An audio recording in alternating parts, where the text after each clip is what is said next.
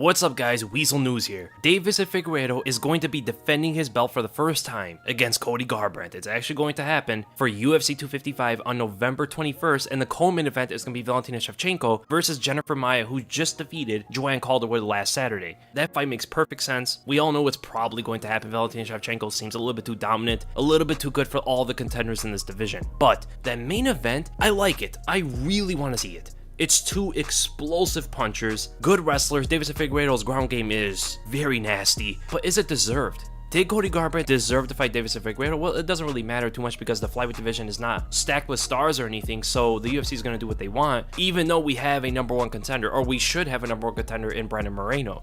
Right, Brandon Moreno is currently on a 4-fight undefeated streak. He's the only other flyweight right now with a very credible undefeated streak, and it was a fight I thought they would make next, but the fact that the division is easily forgotten about besides whoever the champion is, it's very easy for the UFC to put in some bigger name to fight the champion. It's a strategy. They want to make Deiveson Figueiredo or Cody Garbrandt, whoever wins that flyweight title, a bigger star. Ultimately, they went with Cody Garbrandt for the lone fact that he's a big name. He's a name that even the casual fans know about. Because people watch when Cody fights, they also watch who he fights, right? If he loses, some of that audience is going to go on, let's say, Deiveson Figueiredo's side if he's victorious. And then the UFC can build on the flyweight division and build on Deiveson Figueiredo a lot better than ever before. It's a huge opportunity for the organization and a huge opportunity for a lot of fans to get to know a guy like Deiveson Figueiredo. Deiveson Figueiredo has the style, he has the personality, he has the trash talk if he's able to speak English. If you listen to his interviews and watch the subtitles, you see the guy can trash talk, right? What he said about Joseph Benavidez was super dark, right? He said he closed his casket and all this stuff, and he was really mad at Joseph Benavidez, calling him a cheater and stuff, you know? Cody Garbrandt's coming at him, right? He's coming out with trash talk, and that's gonna lit a fire under Deiveson Figueiredo, who also comes from a very humble background. I mean, the guy was a sushi chef or something, he was a hairstylist, multiple interesting jobs, and now he's a flyweight champion of the world who knocked out Joseph Benavidez, who is friends with Cody Garbrandt, training partners with Cody Garbrandt, back-to-back in 2 rounds. And Cody definitely wants some revenge, right? He wants to avenge Joseph Benavidez a bit here, but there is a huge possibility that Cody Garbrandt ends up just like his friend. Deiveson Figueiredo hits different. He just does. Cody has never fought anybody that's hit him that can hit like Deiveson Figueiredo. Staying composed under that different kind of power is going to be harder for Cody. That's the biggest weakness of Cody Garbrandt. He's so talented, right? He's one of the most talented guys we've ever seen. But the fact that his mental state could be broken so easily from getting touched hard once, it's a huge liability, man.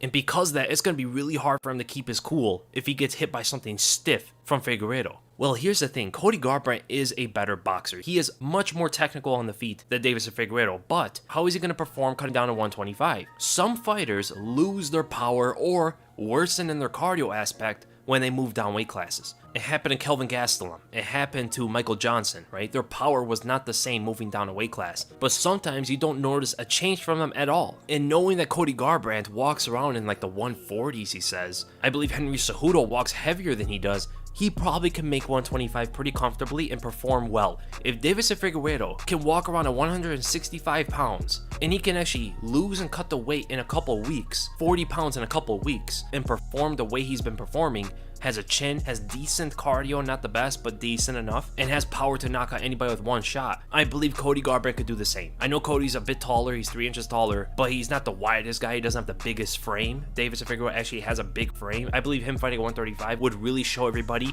how big he actually is, because his frame will get full. So when it comes to that aspect, I do think that Cody's going to perform well, he's going to have power, he's going to have cardio, but the thing I don't know is how his chin is going to be, because even at 135, his chin is not the best. Some shots he gets hit with, he's able to take it, but we've seen him get knocked out and dropped way too often. In his last like 4 fights, he got dropped like what, 5 times? And Figueiredo hits a little different. He hits a little bit different than TJ Dillashaw, a little bit different than Pedro Munoz. He's a lot more precise, and he hits with more firepower. Figueiredo's chin is made of granite. The way he was able to eat Benavidez' shots like they were nothing, like it was flies hitting a windshield, shows me that he could probably take a few of Cody Garbrandt's hardest punches. But I don't think Cody can take his hardest punches. I don't think he'll be able to take a stiff jab too well, because Figueiredo, whenever he hits to knock you out. Even his jabs, his uppercuts, his check left hooks, that dynamic right straight of his, everything is to hurt the opponent. And we know what happens to Cody Garbrandt, even if he's not rocked per se, when he gets hit clean, his ego or his pride takes over his mind and he goes to this war mode, completely throws technique out the window and just tries to brawl it out with his opponent.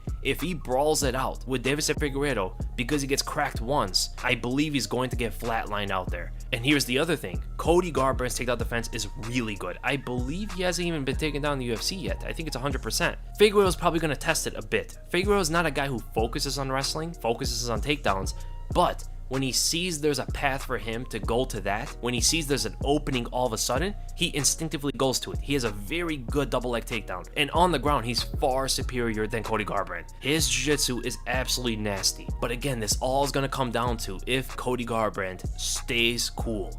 If he stays cool the whole fight, he might win this. He has better cardio. Deiveson Figueiredo has gassed out in the past. He has slowed down toward the beginning of the third round, middle of the third round, every single fight. Cody Garbrandt can go 5 rounds. That is the biggest liability of Deiveson Figueiredo's game. He cannot keep up that power, that pace, that ferocity too long. He needs to get Cody out of there in 3 rounds. Or he's going to be pretty much a sitting target for a very quick Cody Garbrandt. But that speed factor is going to be a lot more equal than it was in most of Cody's fights. Cody's a very fast puncher. His hands are incredibly quick. But he's fighting a guy now who can match his speed. And now looking at it and vice versa, that's going to leave Cody a lot more vulnerable than ever before. He does rely on his speed a bit too much in the bantamweight division. And that's just what he knows. He's able to throw right overhands and retract and counter as the opponents are trying to counter his right overhand. He's not going to be able to do that same kind of thing against Deiveson Figueiredo. He's going to have to pick his shots a lot better and be patient in this fight. Use leg kicks, which Deiveson Figueiredo does not check that well because his wide stance doesn't allow him. Bait out that long right straight. Figueiredo definitely believes he can knock out Cody Garbrandt with one punch. He's going to try to walk him down and land that big shot. And if Cody can start feinting and try to bait out that right hand, he can attempt to counter him, right? It will take a few of those exchanges for Figueiredo to really feel his power. And from there, Figueiredo is going to have to change his approach mid-fight. And that is a super hard thing to do. And if Cody can turn this fight to that point, he will win this fight. If he makes Figueiredo have to change his approach, he is probably going to win this. As long as he just doesn't get caught by some wild brawling exchange that Figueiredo is now going to initiate. But here's the thing, they both have a very similar tendency. They leave their chin up. They drop their hands below their chin. Both of them do this, but both of them do it for different reasons. Figueiredo is just so confident in his chin and confident that he could just bully and run through his opponents. He doesn't really worry about their power ever, that he's just not defensively responsible. This is part of Cody Garbrandt's style. He uses very good head movement. He always has to lift his hands to block, right? They're never in position to block anything,